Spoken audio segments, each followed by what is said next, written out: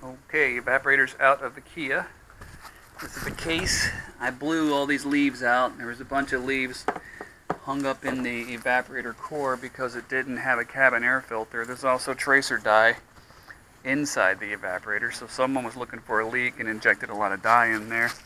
This is what happens when you don't have a cabin air filter.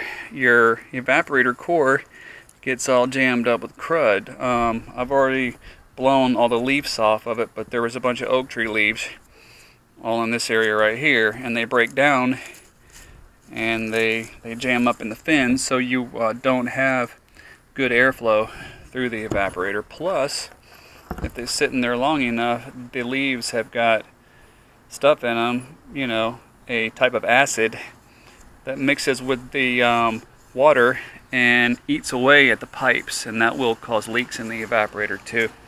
I don't think this was leaking. I'm going to do a pressure check and just make sure that it's not leaking.